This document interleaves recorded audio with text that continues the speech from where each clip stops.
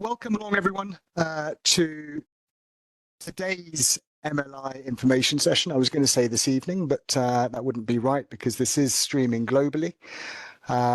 So we've got people in most continents on this planet, from the Americas, from APAC, EMEA, and so on. So welcome along wherever you may be. My name is Jeff Brown, and I've been involved with these kind of programs for a couple of decades. I find them invigorating, and it's a real pleasure to have you all on board today to find out what the Machine Learning Institute certificate is all about. I'm responsible, incidentally, for everything that is not to do with the content of the program. Paul Billiken will be talking about the content of the program a little bit later on. Okay, so what are we going to talk about during this information session? I'll introduce you in a moment to Paul himself. I would imagine most of you know who he is, but I'll give you a brief introduction to our MLI Head of Faculty. We'll talk about exactly what the MLI is, what is incorporated in the MLI, why it's beneficial, how it's beneficial to you. It's accredited, fully accredited, and we also have some partnerships, not only to help us, but also to help participants of the program as well. Candidate profiles will take you through. This is extremely important in order to determine whether or not you're suitable for the program. We'll take you through the syllabus. Paul will take you through the syllabus. We'll talk about the faculty in some detail, actually. I think it's important for you to know who the faculty are, what their backgrounds are, and which elements of the program they're delivering. The study partner program we'll talk about in a little bit of detail, and of course the help desk, and we'll finish off with hopefully what will be a very comprehensive Q&A session. So who is Paul Billiken? Well, he was educated at Oxford, and he's currently lecturing at Imperial College to PhD level. He's had a lot of experience in the financial services sector, in the financial market sector, to be more precise. 17 years experience as a quant, as a trader, and as a director, moving his way up, I should say, from a quant role to trading role to a director level role.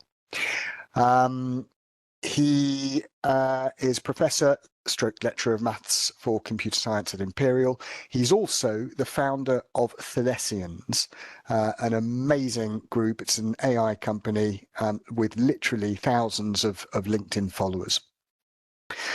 So what is this about? The MLI it's a very comprehensive 7-month program, and when I say very, very comprehensive, what I'm talking about specifically is machine learning. So everything there is to know about machine learning, we cram it all into a 7-month program. It was to begin with shorter than 7 months, I think 6 months, and then it actually grew to 8 months, but we've reduced it now to a 7-month program. It's a part-time program with live lectures streamed globally. There are 2 levels to the program, 5 MLI primers, which Paul will take you through in more detail. There are 8 modules of varying duration. 35 lecture weeks now, actually, and we'll break down the syllabus a little bit later on. It was 32, it's now 35. There are assignments to do, always practical assignments.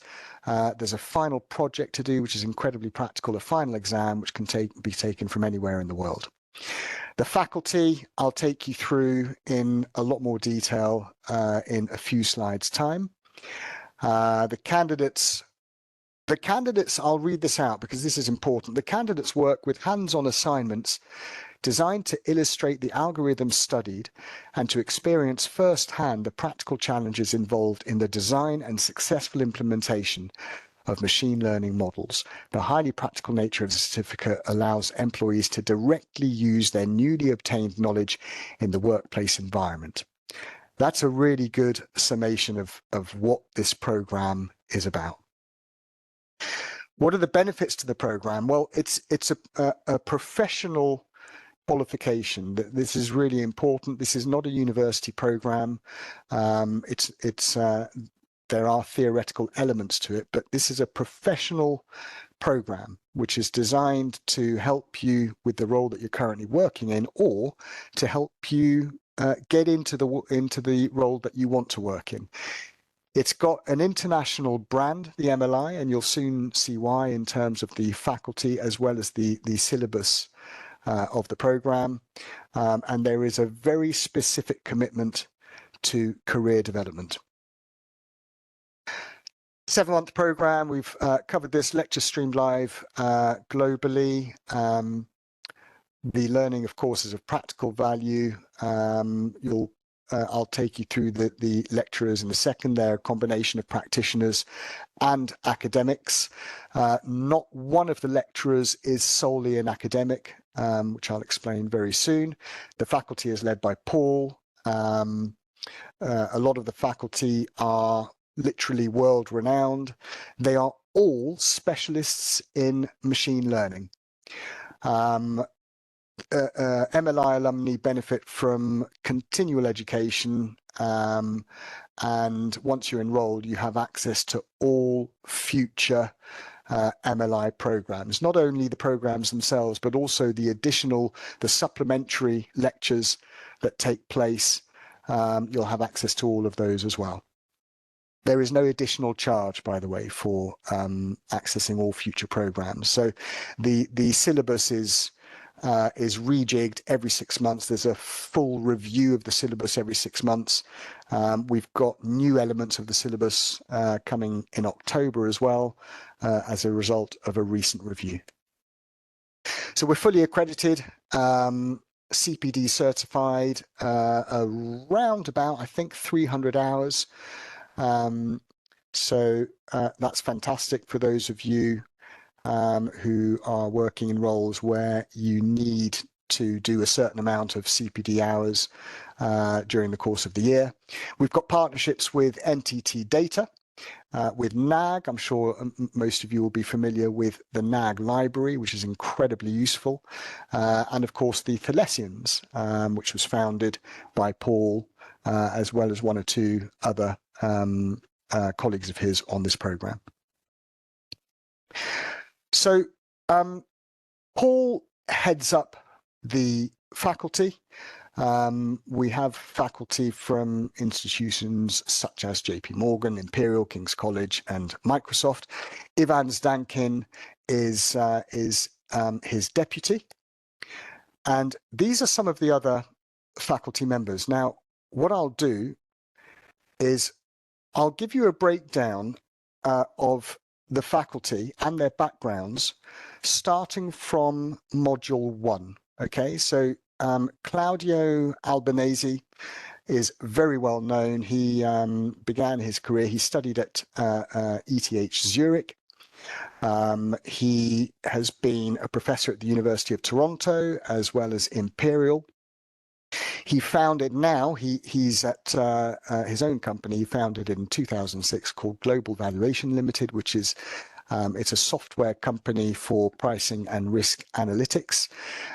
He's an author as well, written on advanced derivatives pricing and risk management, writes regularly for Risk Magazine. And within the MLI, on module 1, he teaches supervised learning. And specifically within supervised learning, he teaches ensemble methods and kernel methods.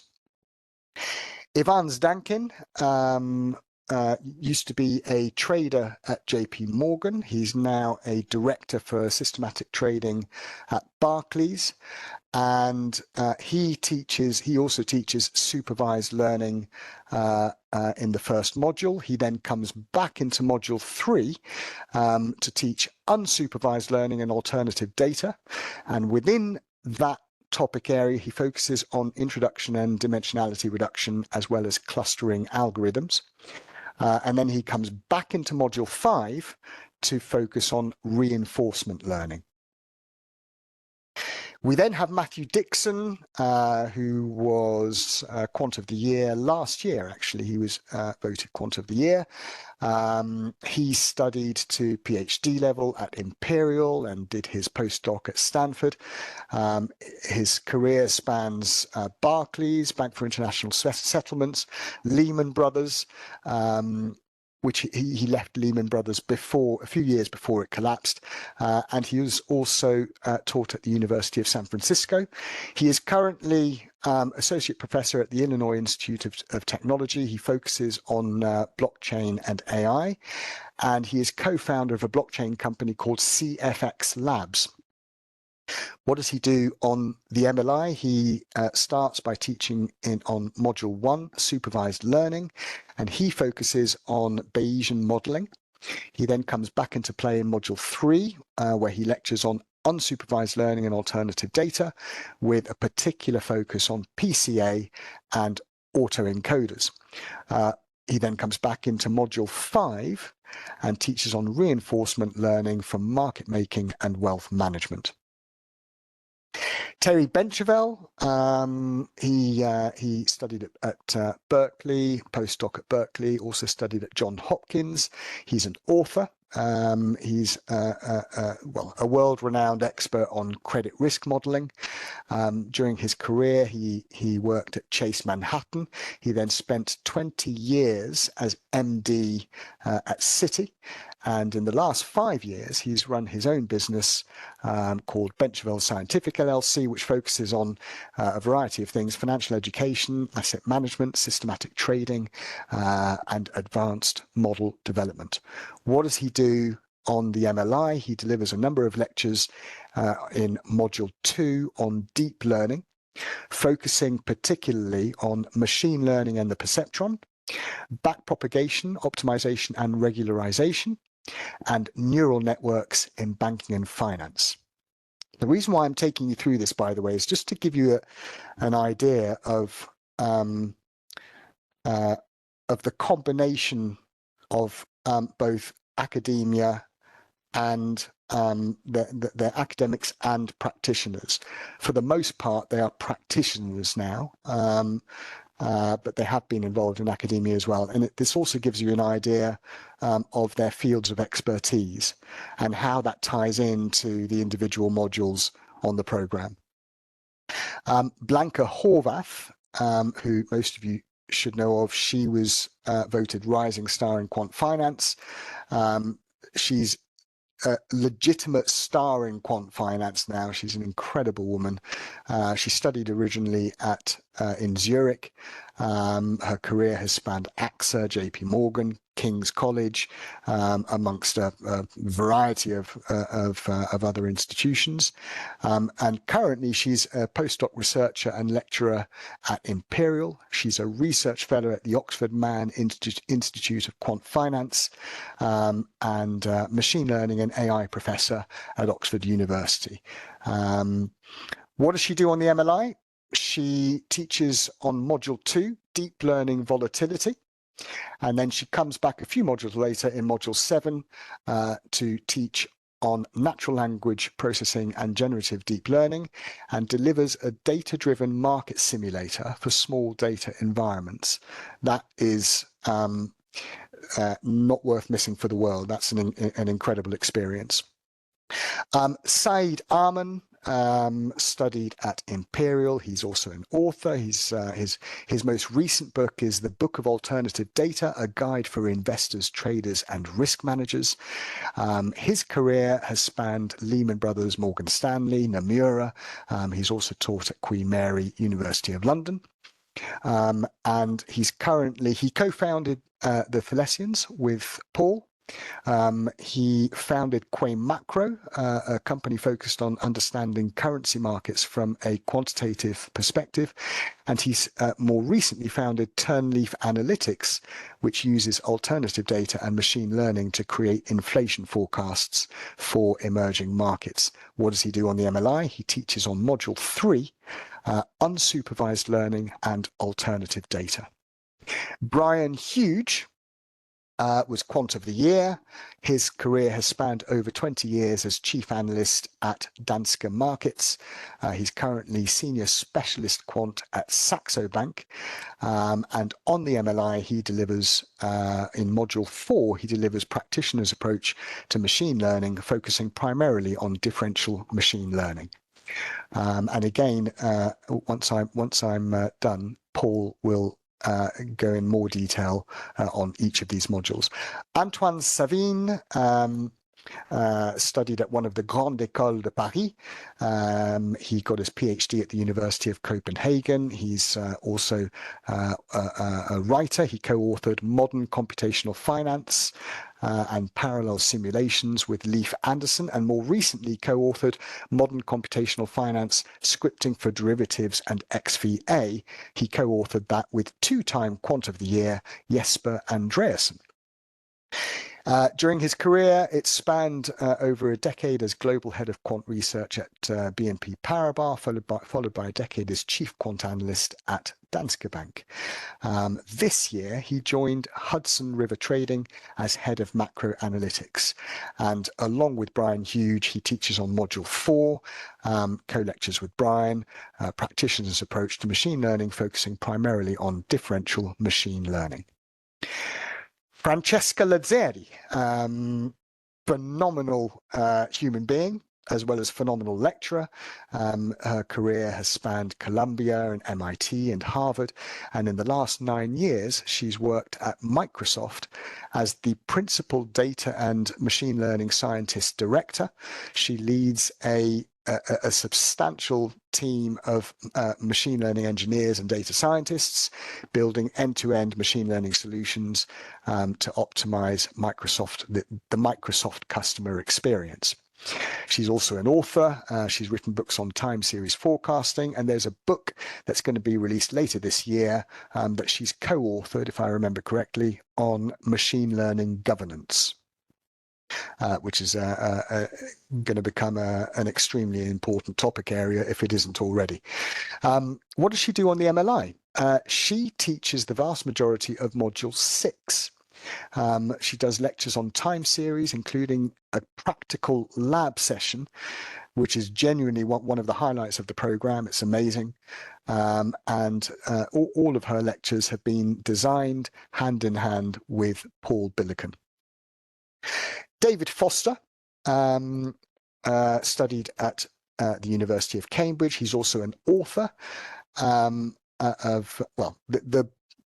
this book that he's authored is, by all accounts, a phenomenal book. It's generative deep learning, teaching machines to paint, write, compose, and play. If you haven't yet bought that, definitely worth a read. It's amazing. His career he's worked for Accenture and a company called Global, and he's currently the founding partner at a company called Applied Data Science Partners, which is a consultancy firm delivering innovative data science solutions. What does he do on the MLI? He delivers one lecture in Module 7, but it's an important one. It's on natural language processing and generative deep learning, focusing on generative modeling, variational autoencoders, and GANs.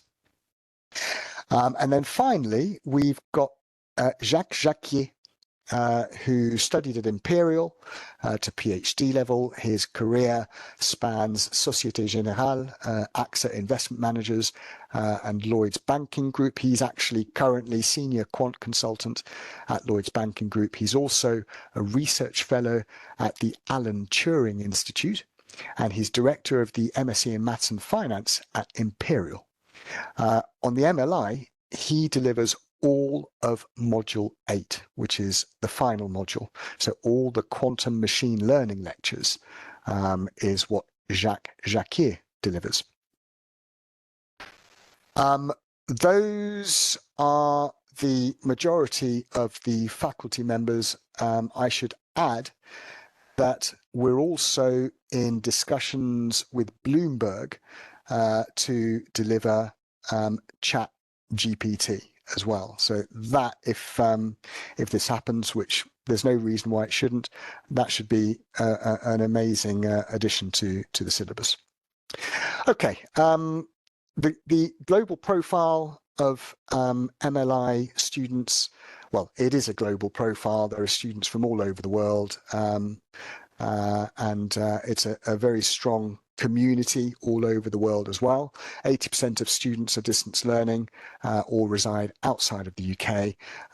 They come from over 60 countries so far worldwide. This is since its inception in 2018, the MLI, so 5 years ago.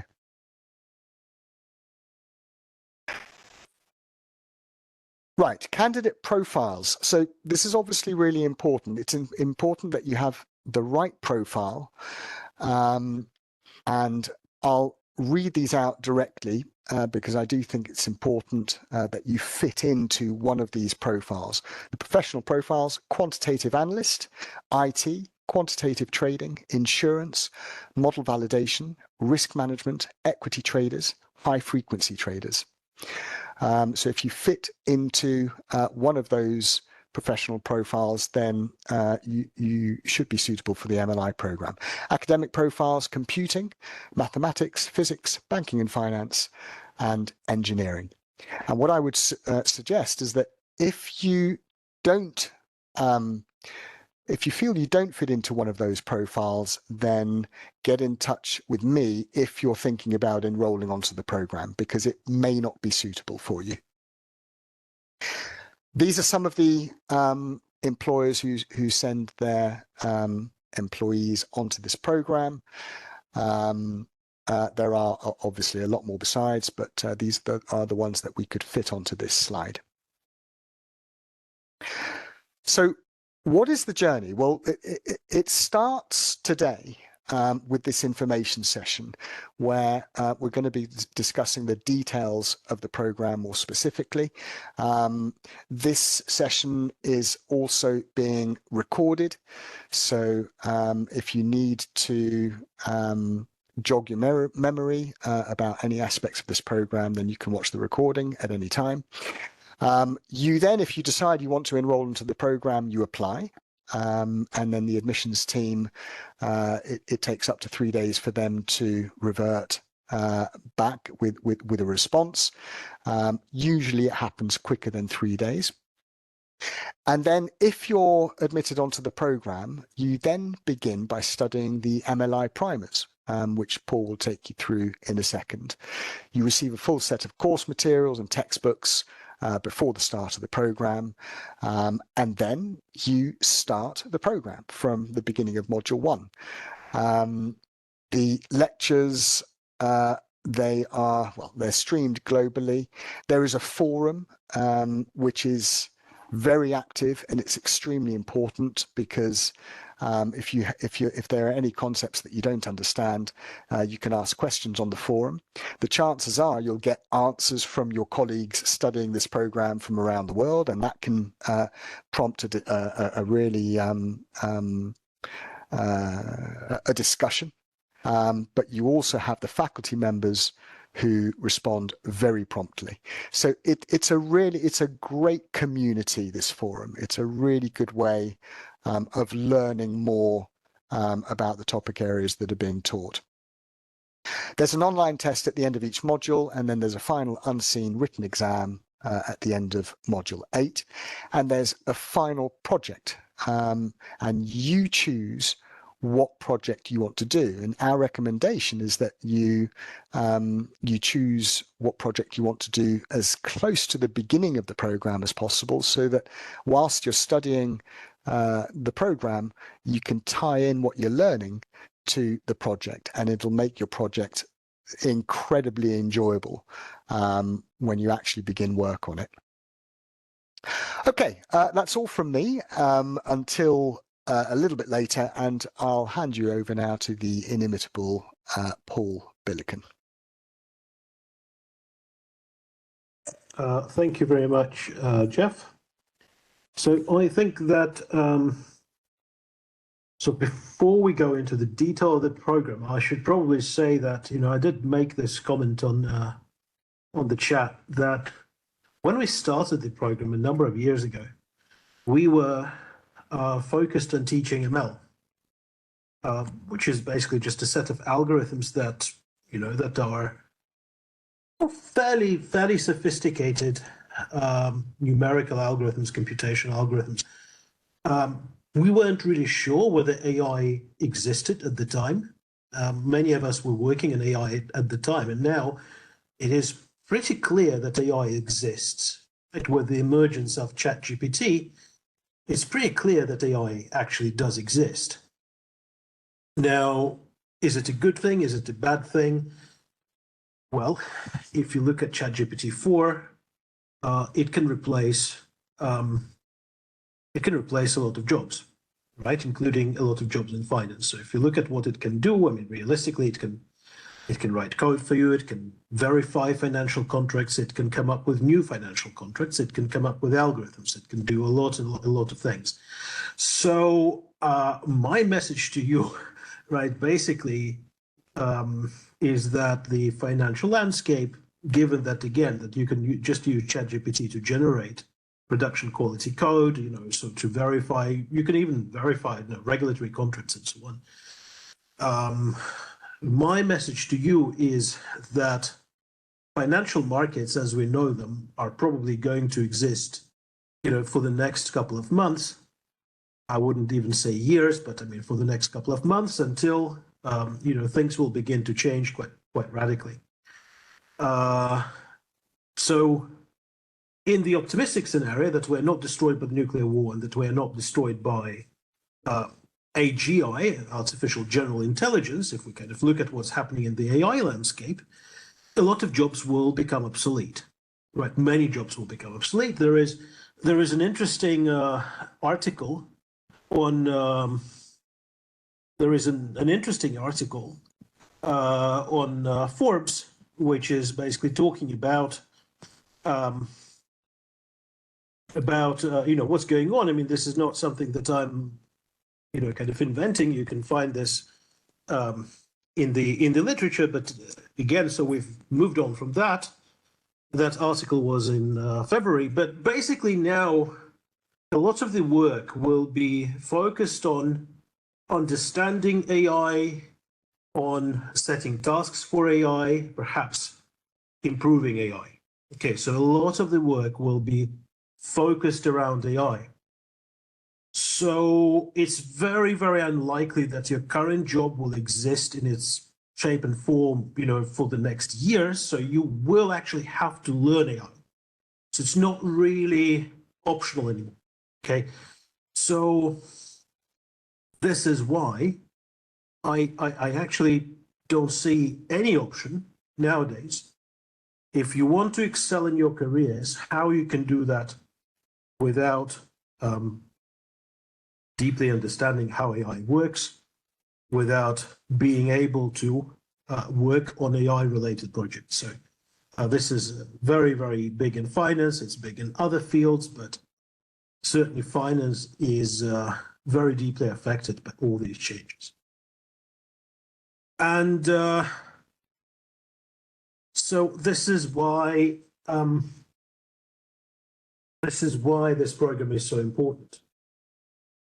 It's hugely important because it provides the skill set that you need to not only thrive, but to survive in this changing landscape. How is the program structured? You have live lectures, so you can actually go and see the lecturer present live. Many of these lectures are delivered from Canary Wharf in London, but some of the lecturers live abroad, so those lectures are normally streamed. And they are recorded, but if they're streamed, you can join the session. You can ask questions during the session. It's always a good idea to ask questions to interact with the lecturer. You can then gain access to the recordings of those lectures, so you can actually watch the recordings after the lecture. You have access to the portal where these lectures are presented. There is a combination of assignments. Some of them, I mean, there are unassessed assignments. There are also module tests with multiple choice questions that you guys get to work on, and those multiple choice tests are very helpful to see how well you understand the subject. All the lecturers have industrial experience as well as academic experience, so all the lectures contain some real-world exercises and case studies. And in addition to the program content, you are going to see a lot of ad hoc webinars on subjects which are recent and which are relevant. So again, we are teaching AI, not just ML, and we're teaching it at, world-class level. So let us look at the primers that we start the program with. You do need to have a mathematical background to deeply understand AI. You probably don't need it to instruct ChatGPT, but then you don't really understand what's going on. So you do ultimately need to have enough of a background in mathematics. So we start with calculus, linear algebra, and other prerequisites of ML and AI.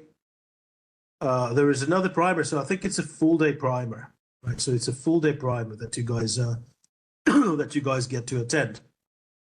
Then there is a half-day primer on derivatives and risk, and a half-day primer on algorithmic trading. So if you guys are interested in financial applications, you will likely be broadly working in one of those three areas: derivatives, risk, algorithmic trading. And risk includes, for the purposes of this, things like fraud detection and many other aspects of, regulatory aspects of finance. Then you have two primers in Python. You have the introductory primer on Python, which presupposes no pre-existing knowledge of Python, and then you have a primer on advanced Python techniques, such as, for example, how do you parallelize a piece of Python code.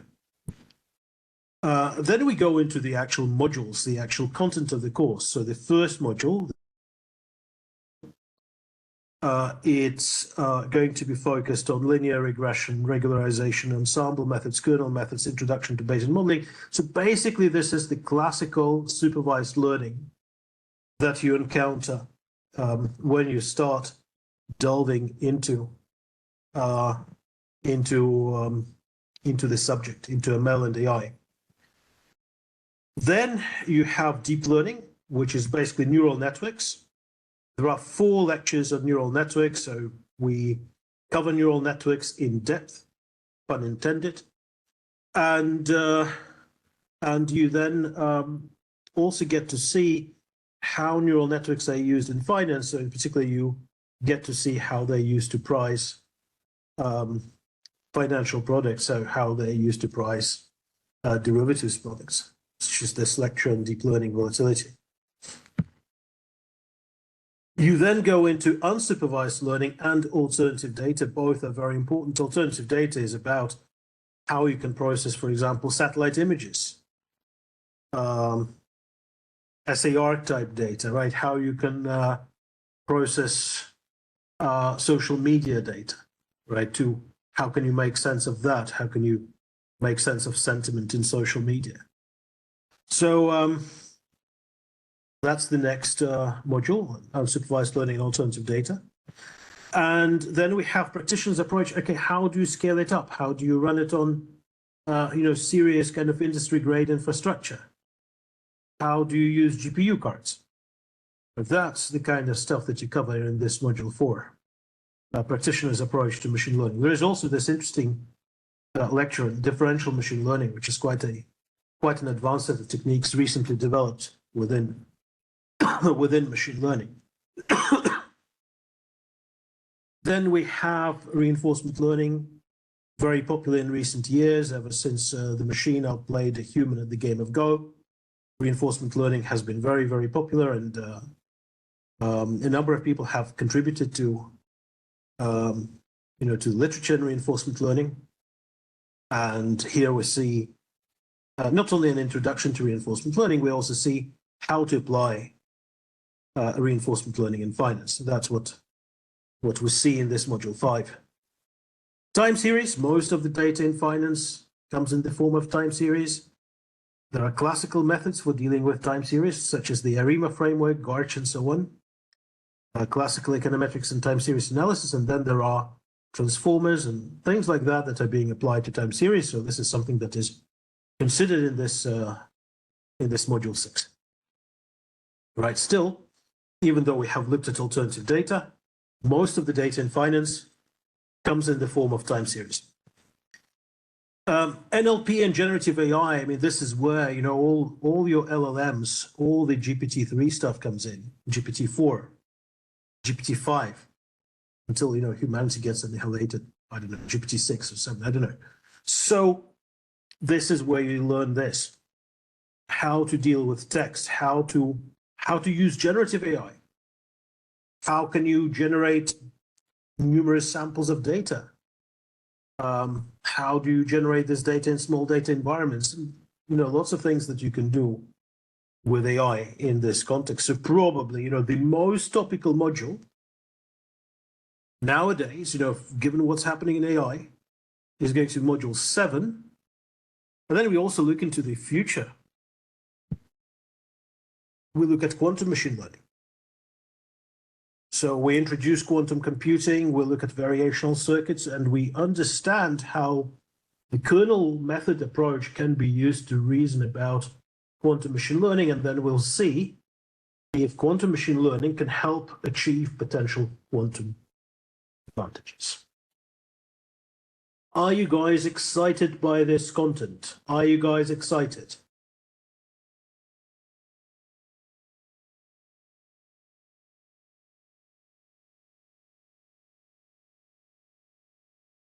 You are so excited that you are silenced by the, okay, thank you very much.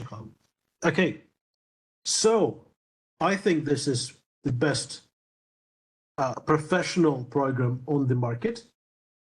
We are not really comparing ourselves with universities. We do not see ourselves as competitors to universities. This is for people who are working, who don't want to leave their jobs, who want to stay in their jobs, especially given the current job market, and who want to learn the latest and greatest in ML and AI. Okay. ChatGPT is here. Okay, ChatGPT is included. So ChatGPT is a type of model known as LLMs. This is a specific type of LLM model, but there are many of them. So we study them under this heading of LLM. Okay, but I mean, of course, a lot of the prerequisites are covered elsewhere in the course.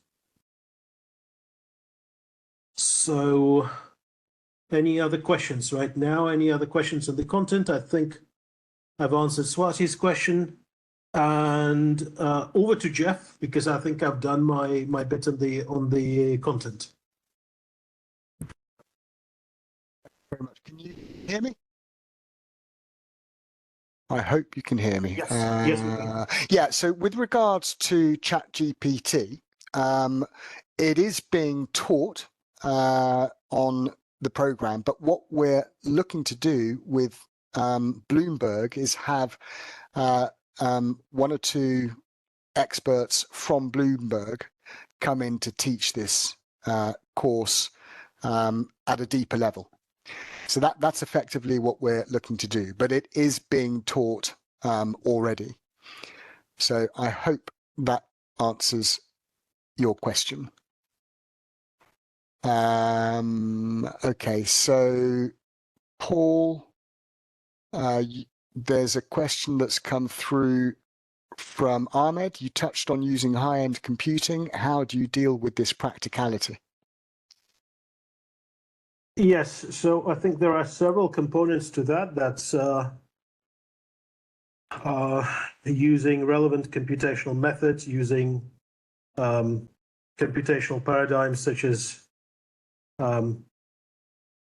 GPU, and that is covered in the course, and also cloud computing, general industrialization of ML pipelines.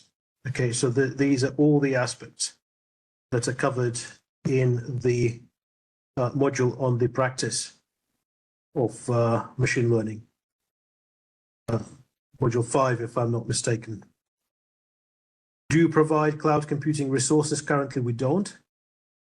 But there are free resources that you can use. I mean, in order to run what you are running, there is basically for kind of as an entry level that you can get. You can probably use a free Amazon machine on AWS or something like that, or some other cloud provider. And do you provide cloud computing resources? Okay, I don't think, again, like this is, you don't necessarily need massive cloud computing resources to do, to kind of to learn the content of these modules. Will the primer be completed with a check of entry requirements into the program? Or how you want to make sure that everyone got the proper knowledge to start that course. So the primers are part of the program. So the primers are actually designed to bring you up to speed with the content of the program. And any other questions? I should also add that when you submit your application, we also look at your profile, your LinkedIn profile, to make sure that, and if we've got any doubts, then we'll get in touch with you. That's what the admissions department is there for. But the primers, if you do have one of the professional or academic profiles that we looked at earlier, the primers will enable you to cross the bridge between what you know and what you need to know for the start of the program in Module 1. Windows 10 plus 4 gigabytes of RAM. That's not a lot of RAM. It would be, you can do stuff, you can run Python in your laptop, but you can't run large scale computations, right? So you probably want to run those things in the cloud. And you can get entry level. Again, you can get some free entry level machines in AWS, which are another cloud providers. Can you please mention fees for UK candidates who are also CQF certified? Okay, that's a question for Jeff. Yeah, so the fees you can see on our website, actually, on mlinstitute.org. But just to give you an idea, it's £8,950. And if you're resident in the UK or Europe, UK or EU, then you need to add VAT to that price. There are discounts available. There's currently a 25% discount available. And after a certain date, and apologies, but I can't remember which date that is. I think it's in August. That reverts to 15%. Yeah. Okay, any other questions? There'll be an exam at the end of each module with a pass rate. What if I have to take a break from the program? Can I join back from where I left, or where the program will be? Absolutely. So we're very, very flexible with that. You can stop at any point during the course of the program, and you pick up where you left off in the subsequent program. However, our recommendation is that you try to complete the program in one go, for obvious reasons, because if you do take a 6-month break, then the knowledge that you've acquired up to the point where you've left, won't be as clear. Simple as that. So we actually help those who've got full-time jobs and who are struggling to keep up, we actually help to put in place a structure, a study plan, so that they can continue their studies to the end of the program. So it's very rare now that people take a break, but it's understandable if they do need to take a break. And these, you know, we discuss the putting together this study plan with these individuals, and it usually works. It usually works a treat. Whether to combine studying both, you know, during the week and at weekends, or entirely during the week in order to have a free weekend, or entirely at the weekend if you've got, you know, if you're working 12, 14-hour days or whatever. These are the kind of things that we discuss with you. The end of module exams, if you fail an end of module exam, then you can retake straight away with the help of a faculty member. Now, it's very different to something like the CFA, the MLI, because the CFA, there's a kind of quota that they need to fail so many people each year. They have a quota for that. The MLI, this is all about the knowledge and the tools that you acquire on the program. And we want to make sure that everybody acquires the knowledge that is being taught and is able to implement that knowledge in the workplace. This is the most important thing. So if there's anything that you don't understand, and normally those questions come through the forum, then it's extremely important that you do end up grasping whatever it is that you don't understand. And we do everything in our power to help with that. We've got a full-time help desk for that as well. The study partner program, incidentally, can be really useful. So you can choose to study with somebody either from your organization or somebody in your region or somebody working in a similar role. So that if there's anything that you don't understand, you can ask them. That can be incredibly useful. For those of you who want to study on your own, absolutely no problem. We understand that as well.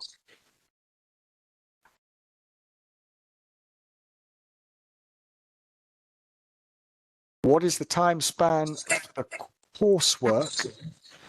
Do we guarantee a job? We don't guarantee a job.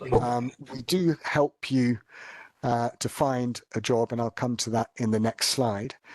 What is the time span for the coursework? So I think you're asking how much time does it take each week?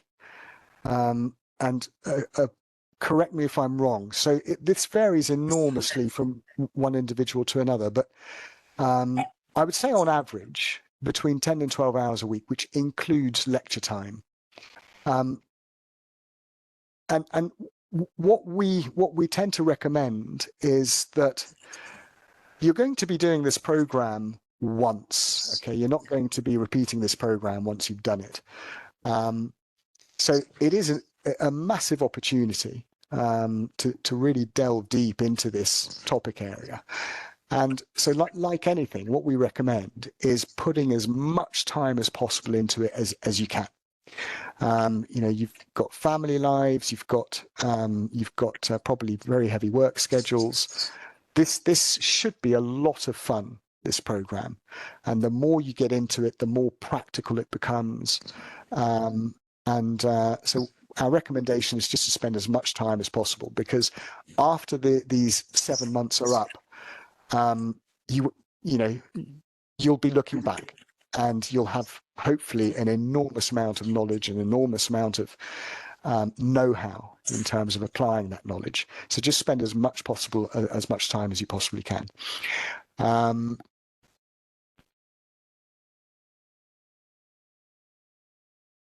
Average amount of time investment per week, okay, I've covered that. CQF also has 2 modules on ML now, latest syllabus. How much is the overlap between CQF, ML modules and this program? So it's very, very different. I think, sorry, go on, Paul. You're probably in a better position. On the CQF question, okay, well, I mean, I think you know the CQF program very well, Jeff, right? So yeah, just say that, 2 modules, this is like, in the CQF program, ML is kind of an afterthought. It's very much a classical derivatives and risk program, right? It was designed as a classical derivatives and risk program, and then it started basically including ideas from ML. Whereas the entire program here is an ML program with applications to finance, right? And I can tell you what, because I mean, the reason it's structured this way is because if you look at how the quant finance world works now, it's no longer derivative centric, right? It's no longer risk centric. There are things like electronic trading, high frequency trading. There is, regs, and there is auditability and so on. So I think when CQF was designed, it was designed very much in the spirit of the time, which is, how do you price a derivative product? How do you compute risk, right? So the key ideas were option pricing, stochastic volatility models, and VAR, and so on. And this is what this is what you needed to know to be a quant back in the 2000s and maybe early 2010s. But it's not how finance works nowadays, right? Electronic trading is very, very different, and a lot of this stuff that you have in decentralized finance is very, very different as well. So, and this is why it's quite important to change this focus, to kind of say, okay, well, there is the methodology of ML, which is what the kind of the unifying factor is, right? And that's why it's designed this way, and that is why CQF was designed the way it was designed. Yeah, I think look, there is a big difference. The question is, what's the crossover? There's a massive difference between the MLI and the CQF. If you want to learn the topic areas that are covered on the CQF, then enroll onto the CQF. They're very clear with regards to their syllabus and what's covered in the syllabus. It's a very detailed breakdown. We have a very detailed breakdown of our syllabus on our website as well. It's chalk and cheese. They've decided to add machine learning modules. The second one they've added very, very recently. And there's a reason for that, because we live in it more of a machine learning world now. So naturally they're transitioning, trying to make the transition over to that. But this is a machine learning program. It's been designed for people to get to know about machine learning and to know how to implement it. Does this certification help me to become quantitative researcher in a hedge fund family office? Well, that's very, very specific. It could do. But, the honest answer is we don't know. If it's a family office, then, it can do. I think if they appreciate the knowledge that you've acquired from this program, then sure, why not? But we can't give guarantees as to where you can end up. I just think that this would help enormously. I'll come on to the help desk. I've kind of covered the help desk. This is globally streamed. It's a global program, so it's 24 hours a day. There are very, very prompt responses. The forum is incredibly active, not only for delegates discussing with one another about the topic areas on the program, but also faculty members helping you out. So it's a great help desk. There have been a few questions on employment. So I just want to add, or emphasize rather, that this service is for self-funded applicants only, for obvious reasons. If you're being funded by your employer, we're not going to help you to move to a different company. This is very, very comprehensive, this service. It's the network that we have is huge. We've been running quant conferences now for the best part of 20 years. So the network of contacts is massive as a result. We leverage off the alumni of this program. We leverage off the faculty members. We leverage off all of our other contacts. I've been involved in, I was involved in the CQF for almost a decade, built up a lot of contacts there. But, generally speaking, we as an organization can help you enormously. So we also provide interview coaching, because as you probably know, there's, for each job, if you go on LinkedIn and you have a look at the jobs, the job vacancies on LinkedIn, it can be incredibly competitive. So we help you first and foremost with the presentation of your CV. We then help you with regards to interviews. We help you to get interviews in terms of our contacts, and we also help you to maximize your opportunities with these interviews, understanding not only the job spec that you're given, but also how does that fit into the team or the desk that you're going to be working for? How does that fit into the division, the company as a whole? What's the organization's objectives? What are their strategies to meet those objectives? We give you coaching in terms of recommending you doing as much reading and research as possible, not only on the organization that you're interviewing for, but also their competitors, what they're doing.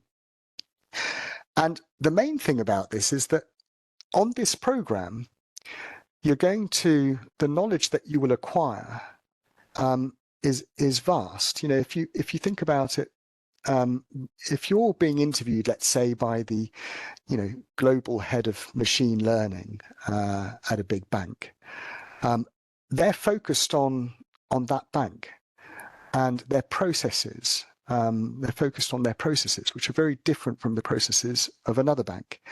The machine learning methodologies are very different from one bank to another, or from one organization to another. It doesn't just have to be a bank. It can be any sector. And what we teach you on this program, by the end of the 7 months, hopefully you'll have recommendations to make at the interview, because you should know more about machine learning than the people who are interviewing you. That's really what this program is designed to do, is to give you such a wide coverage of machine learning.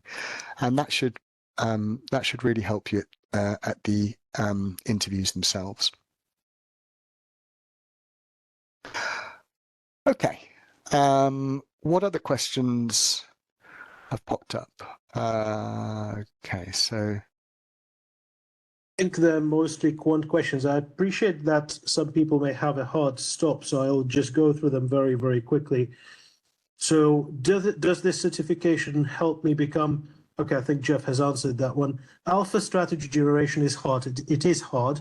So either become very good at it if you want to do that, or don't do alpha strategy generation. There are lots of jobs in finance where you don't take on risk, right? So you don't have to take on risk to work in finance. You can work on, I don't know, risk management or infrastructure. You can basically service somebody else's alpha strategy. Or if you really want to become really good at alpha strategy, just be prepared that it's volatile. In volatile markets, the alphas that used to work may stop working. So job security is not necessarily great in this area. But if you are really good at it, if you have really good strategies, if you know how to manage them, then you need to kind of decide if this is what you want to go into. How relevant is the course to life and health insurance? Very relevant, because it's the same set of techniques. I study those calculus, linear algebra long back. Do I need to go back to my college books? Yes, you do. Even though we do provide the primer, it does not substitute reading those books.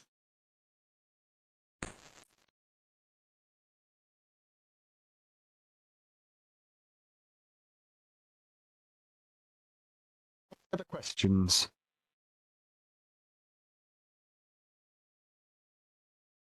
I've allowed attendees to unmute themselves if you want to. Sure. Well, listen, thanks for your time as well. We really appreciate you listening to us and finding out more about this program. If you do have if any questions pop up in the coming days and weeks, or if you want, if you want a more in-depth chat, then just get in touch with me. You've all got my email address and my phone number, so feel free to contact me whenever you want, and I'll do everything I can to help answer your questions and fill the knowledge gaps about this program.